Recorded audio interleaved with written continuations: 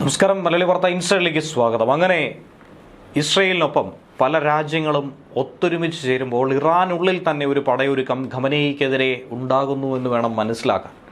കാരണം മുൻ ഇറാൻ രാജാവിൻ്റെ മകൻ തന്നെ ഖമനേയിയെ തള്ളിപ്പറയുന്നു. അവിടുത്തെ ഭരണാധികാരി ഉടൻ തന്നെ സ്ഥാനഭ്രഷ്ടനാകും. ഈ യുദ്ധാനന്തരം ഇറാന് നല്ലൊരു കാലമുണ്ടാകുമെന്നാണ് നിലവിൽ പറഞ്ഞുകൊണ്ടിരിക്കുന്നത്. ഇറാൻ ഭരിച്ചിരുന്ന മുൻ ഇറാൻ രാജാവിൻ്റെ മകനായ റൈസ ഷാ പഹ്ലവിയാണ് ഇങ്ങനെ ഒരു പ്രസ്താവന പറഞ്ഞിരിക്കുന്നത്. ആയത്തുള്ള അലി ഖമനേയിക്കെതിരെ ശക്തമായി തന്നെയാണ് വിമർശനം ഉന്നയിച്ചിരിക്കുന്നത്. ഇസ്ലാമിക വിപ്ലവത്തിന് മുൻപ് 1979 വരെ ഇറാൻ ഭരിച്ചിരുന്നത് റൈസ ഷാ പഹ്ലവിയുടെ കുടുംബമായിരുന്നു. ഇറാൻ്റെ ഏറ്റവും മനോഹരമായ കാലഘട്ടം അന്ന് വരെയായിരുന്നു. ഇറാനിലെ സർക്കാരിനെ മാറ്റേണ്ട സമയം അതിക്രമിച്ചിരിക്കുന്നെന്നും ഈ യുദ്ധം ഇറാനിലെ ജനങ്ങളുടേതല്ല, മറിച്ച് ഖമനേയിയുടേതാണ്. യുദ്ധാനന്തരം സർക്കാരിനെ ദുർബലപ്പെടുത്തുന്ന എന്തും സംഭവിക്കാം. 40 വർഷത്തിലധികമായി താൻ ഒരൊറ്റ കാര്യത്തിനു വേണ്ടിയാണ് പോരാടിക്കൊണ്ടിരിക്കുന്നത്. അത് ഇറാനിലെ ജനാധിപത്യത്തിന് വേണ്ടിയാണ്. ഇതോടുകൂടി മുസ്ലിം ആധിപത്യം, മതകാര്യ ആധിപത്യം, ഇതിനൊക്കെ തന്നെ അന്ത്യം കുറിക്കുമെന്നാണ് BBC-യോട് റൈസ ഷാ പഹ്ലവി പറഞ്ഞിരിക്കുന്നത്. ഖമനേയിയുടെ അന്ത്യത്തിന് പിന്നാലെ തന്നെ ഇറാന് നല്ല കാലമുണ്ടാകുമെന്നാണ് അദ്ദേഹം ആശിക്കുന്നത്.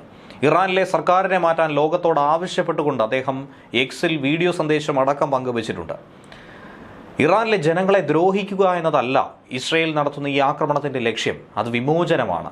സർക്കാരിനെതിരായ ഭീഷണി നിർവീര്യമാക്കുക എന്നതായിരുന്നു അതിൻ്റെ ലക്ഷ്യം. ഇസ്രയേലി ആക്രമണത്തിലൂടെ തന്നെ ഇറാൻ്റെ നിലവിലെ ഭരണകൂടം ഇനി ദുർബലമായി മാറിയാൽ വലിയ മാറ്റങ്ങൾക്കുള്ള വാതിലുകൾ ഇറാനിൽ തുറക്കുമെന്നാണ് താൻ കരുതുന്നത്. അതിലൂടെ തന്നെ ഇറാന് പുതിയൊരു രാഷ്ട്രമായി നല്ല നേട്ടങ്ങൾ നേടിയെടുക്കാനായി ഇനി വരുംകാലത്ത് സാധിക്കുമെന്നാണ് അദ്ദേഹം പ്രത്യാശിക്കുന്നത്. മറുഭാഗത്താകട്ടെ സുരക്ഷാ കാരണങ്ങൾ കൊണ്ട് ഇന്ത്യൻ വിദ്യാർത്ഥികളെ ഇറാന്റെ തലസ്ഥാനമായ ടെഹ്റാനിൽ നിന്ന് മാറ്റിക്കൊണ്ടിരിക്കുകയാണെന്നും മറ്റിന്ത്യക്കാരോടക്കം നഗരം വിട്ടുപോകാൻ നിർദ്ദേശിച്ചിട്ടുണ്ടെന്നുമാണ് ഇന്ത്യൻ വിദേശകാര്യ മന്ത്രാലയവും പറഞ്ഞിരിക്കുന്നത്. ഈ പറഞ്ഞതുപോലെ തന്നെ ഇറാനുള്ളിൽ ശക്തമായ ഒരു ആഭ്യന്തര കലാപം ഒരുപക്ഷെ രൂപപ്പെട്ടേക്കാം. ഇസ്രയേലിൻ്റെ ഭാഗത്തു നിന്നുള്ള ഒരു യുദ്ധം അത് ഒരു ഭാഗത്തു നിന്നും നടക്കുന്നു. മറ്റ് രാഷ്ട്രങ്ങൾ എന്ത് നിലപാട് സ്വീകരിക്കുമെന്നുള്ളത് കണ്ടറിയേണ്ടതാണ്. ഈ സാഹചര്യത്തിൽ ഇന്ത്യക്കാർ, പ്രത്യേകിച്ചും ഇസ്രയേലിലും ഇറാനിലുമുള്ള ഇന്ത്യക്കാരുടെ സുരക്ഷയെ സംബന്ധിച്ചുള്ള ചോദ്യമാണ് വലിയ തോതിൽ ചർച്ചയാകുന്നത്. ഇറാനിലെ ഇന്ത്യൻ എംബസിയും വിദേശകാര്യ മന്ത്രാലയവും സ്ഥിതിഗതികളൊക്കെ സംബന്ധിച്ച് നിരന്തരം വിവരങ്ങൾ നൽകിക്കൊണ്ടിരിക്കുകയാണ്. വിദേശകാര്യ മന്ത്രാലയ വക്താവ് രൺധീർ ജയ്സ്വാൾ സോഷ്യൽ മീഡിയയിലൂടെ തന്നെ ഇക്കാര്യം അറിയിക്കുകയും ചെയ്യുന്നു. യുദ്ധ സാഹചര്യം കണക്കിലെടുത്ത് ഇന്ത്യക്കാർ നഗരം വിട്ടു പോകാൻ നിർദ്ദേശിച്ചു. സ്വന്തം വാഹനത്തിൽ പോകാൻ കഴിയുന്നവർ എത്രയും പെട്ടെന്ന് ടെഹ്റാൻ വിടുക. ചില ഇന്ത്യക്കാർക്ക് അർമേനിയ അതിർത്തി വഴി ഇറാനിൽ നിന്നും പുറത്തു പോകാനുള്ള സഹായം കിട്ടിയിട്ടുണ്ട്.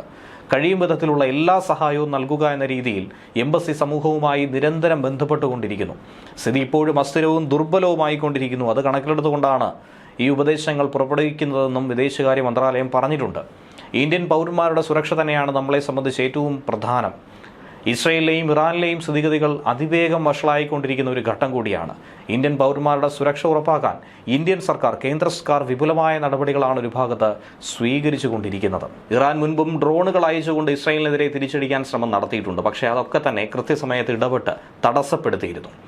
ഡ്രോണുകൾ ഇസ്രയേലിലെത്തി നാശനഷ്ടങ്ങൾ വരുത്തിവെക്കുന്നതിന് മുൻപ് തന്നെ അതിനെ വെടിവെച്ച് വീഴ്ത്താൻ ഇസ്രയേലി ജോർദാൻ സൈന്യങ്ങൾ ഒന്നിച്ചൊരുമിച്ചാണ് പ്രവർത്തിക്കുന്നത്.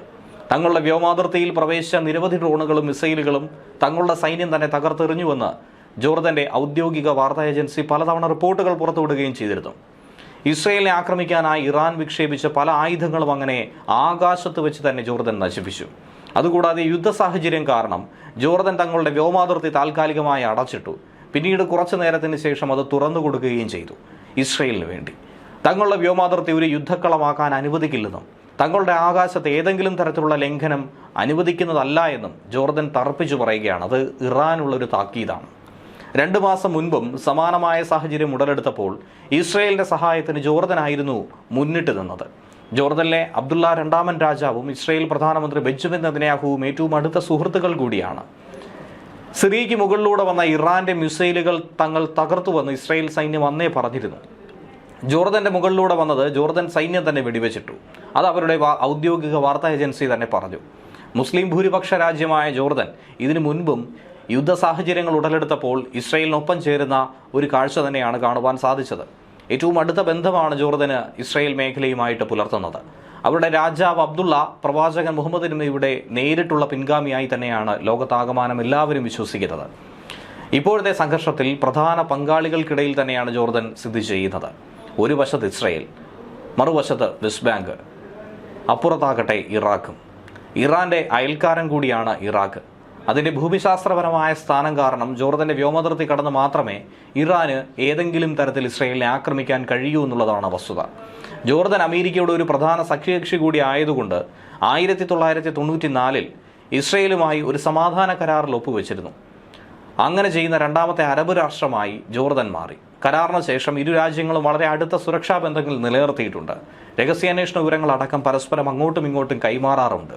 ജോർദൻ അമേരിക്കയുടെ ഒരു സുപ്രധാന സഖ്യകക്ഷിയായി മാറിയിട്ടുണ്ടായിരുന്നു. ഇസ്രയേലിനെ പരസ്യമായി പിന്തുണയ്ക്കുന്ന അപൂർവം ചില മുസ്ലിം ഭരണാധികാരികളിൽ ഒരാൾ, മുസ്ലിം രാഷ്ട്രങ്ങളിലൊന്നു തന്നെയാണ് ജോർദനും ജോർദൻ രാജാവ് അബ്ദുള്ള രണ്ടാമനും. കഴിഞ്ഞ വർഷം ഇറാൻ നടത്തിയ മിസൈൽ ആക്രമണങ്ങളിൽ ഇസ്രയേലിനെ സഹായിച്ചു എന്ന് പരസ്യമായി തന്നെ ജോർദൻ തുറന്നു പറഞ്ഞിരുന്നു.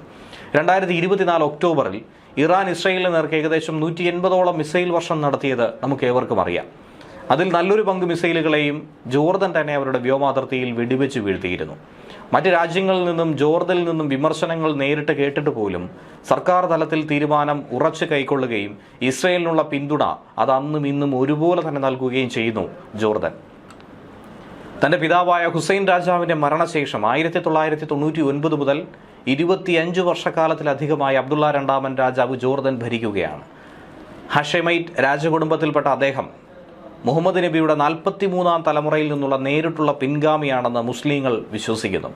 പ്രവാചകൻ മുഹമ്മദ് നബിയുമായിട്ടുള്ള ഈ ബന്ധം മുസ്ലിം ലോകത്തിൽ തന്നെ അദ്ദേഹത്തിന് ഒരു പ്രത്യേക പദവി അടക്കം നൽകുകയാണ്. അദ്ദേഹത്തിന്റെ വാക്കുകൾക്ക് ഏറ്റവും അധികം പ്രാധാന്യം പലരും ഇന്നും കൽപ്പിക്കുന്നുണ്ട്, അറബ് രാഷ്ട്രങ്ങളിലടക്കം.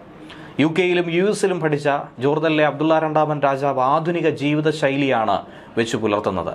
അദ്ദേഹം ഈ കാലഘട്ടത്തിന് അനുയോജ്യമായ ഒരു ജീവിത രീതി മുന്നോട്ട് നയിക്കുന്നു. 1980 ഇംഗ്ലണ്ടിലെ റോയൽ മിലിറ്ററി അക്കാദമി സാൻഹെഡ്സിൽ നിന്നും ബിരുദം നേടി ബ്രിട്ടീഷ് ജോർദാനിയൻ സൈന്യങ്ങളിൽ സേവനമനുഷ്ഠിച്ചു. 1993 ജോർദന്റെ പ്രത്യേക സേനയുടെ ഡെപ്യൂട്ടി കമാൻഡറായി. ജോർദനെ ആധുനിക ചിന്തയിലേക്കും വികസനത്തിലേക്കും നയിക്കുന്ന ഒരാൾ കൂടിയാണ് ഇദ്ദേഹം. ഒരാധുനിക ജീവിത രീതി പിന്തുടരുന്ന അദ്ദേഹത്തിന്റെ ഭാര്യയും മകളും ഒരിക്കൽ പോലും ബുർക്ക ധരിക്കുന്നതായി പൊതുമധ്യത്തിൽ ആരും തന്നെ കണ്ടിട്ടില്ല. ഇനി അതിനപ്പുറം 1993 കുവൈറ്റിൽ അദ്ദേഹം താമസിച്ചിരുന്ന സമയത്ത് പലസ്തീൻ വനിതയായ റാനിയ അൽ യാസീനെയാണ് വിവാഹം കഴിച്ചതുപോലും. അതുകൊണ്ട് തന്നെ ഇസ്രയേലുമായി അദ്ദേഹത്തിന് മറ്റൊരു ബന്ധം കൂടി ഒരു ഭാഗത്ത് നിൽക്കുന്നുണ്ട്.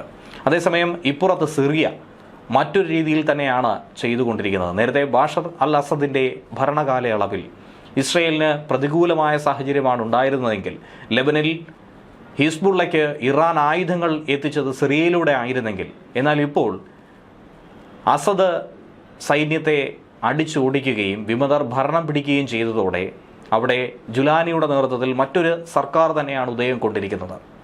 അസദ് ഷിയ വിഭാഗക്കാരനും പുതിയ പ്രസിഡന്റായിട്ടുള്ള അഹമ്മദ് അൽ ഷാ സുന്നി വിഭാഗത്തിൽപ്പെട്ട ആളുകൂടിയാണ്. അതുതന്നെയാണ് ഇവിടുത്തെ വൈരുദ്ധ്യവും. ഈ അടുത്തായി സൗദിയിൽ വെച്ച് അമേരിക്കൻ പ്രസിഡന്റുമായി അദ്ദേഹം ചർച്ച നടത്തിയതും ജുലാനി നേരിട്ട് കണ്ടതും ഒക്കെ തന്നെ വലിയ വാർത്തയായി മാറിയിരുന്നു. സിറിയക്കെതിരായിട്ടുള്ള ഉപരോധം അമേരിക്കയും യൂറോപ്പും പിൻവലിച്ചിരുന്നു. സിറിയയുടെയും ഇസ്രയേലിൻ്റെയും അതിർത്തി മേഖലയായിട്ടുള്ള ഗോലാൻ കുന്നുകളിൽ ഇപ്പോൾ സംഘർഷ സാധ്യതയില്ല. അവിടെയുള്ള ഇസ്രയേലുകാർക്ക് വേണ്ട സഹായം സിറിയയിലെ പുതിയ ഭരണകൂടം തന്നെ തടയുന്ന ഒരു സാഹചര്യം ഉണ്ടാകുന്നില്ല. സിറിയയ്ക്ക് മുകളിലൂടെ ഇറാനിലേക്ക് ഇസ്രയേൽ അയക്കുന്ന മിസൈലുകളെ സിറിയൻ സൈന്യം തടയുന്നില്ല. മാത്രമല്ല, ഇസ്രയേലിലെ യുദ്ധവിമാനങ്ങൾ സിറിയയ്ക്ക് മുകളിലൂടെ തടസ്സമില്ലാതെ ഇന്ന് പറക്കാൻ സാധിക്കും. മുൻപ് അങ്ങനെ ആയിരുന്നില്ല. ഇറാനെ ആക്രമിക്കാൻ ഇസ്രയേലിൻ്റെ മിസൈലുകൾ എത്തുന്നത് സിറിയയ്ക്ക് മുകളിലൂടെയാണ്. ഇതിനു പുറമെയാണ് മെഡിറ്ററേനിയൻ കടലിൽ ഇസ്രയേലിന് അടുത്തായി തമ്പടിച്ചിരിക്കുന്ന അമേരിക്കയുടെ യുദ്ധക്കപ്പലുകളുടെ സഹായവും. എത്ര ഉയരത്തിൽ പോകുന്ന മിസൈലുകളും വെടിവെച്ചിടാൻ കഴിവുള്ള ESM-2 പോലുള്ള പ്രതിരോധ സംവിധാനം ഈ കപ്പലിലുണ്ട്. താഡ് മിസൈൽ പ്രതിരോധ സംവിധാനം അമേരിക്ക ഇസ്രയേലിന് കൈമാറിയിട്ടുമുണ്ട്. ഇസ്രയേലിൻ്റെ അയൺ ഡോം, ഡേവിഡ് സ്ലിംഗ്, ആരോ സംവിധാനം എന്നിവയ്ക്ക് പുറമേ തന്നെ താഡ് മിസൈൽ സംവിധാനവും കൈവശം ആക്കിയിരിക്കുന്നു. ഇസ്രയേലിന് ഇറാനെ ആക്രമിക്കാൻ ഒരു തടസ്സവുമില്ല എന്ന് വേണം ഇതിലൂടെ മനസ്സിലാക്കാൻ. എന്നാൽ ഇറാന് ഇസ്രയേലിനെ ആക്രമിക്കണമെങ്കിൽ ഈ പറയുന്ന രാജ്യങ്ങളെ ഒക്കെ തന്നെ കടന്നു വേണം. ഒട്ടേറെ കടമ്പകൾ പിന്നിട്ട് വേണം മുന്നോട്ട് പോകേണ്ടത്. അതുതന്നെയാണ് ഏറ്റവും അധികം ബുദ്ധിമുട്ടായി മാറുന്നത്.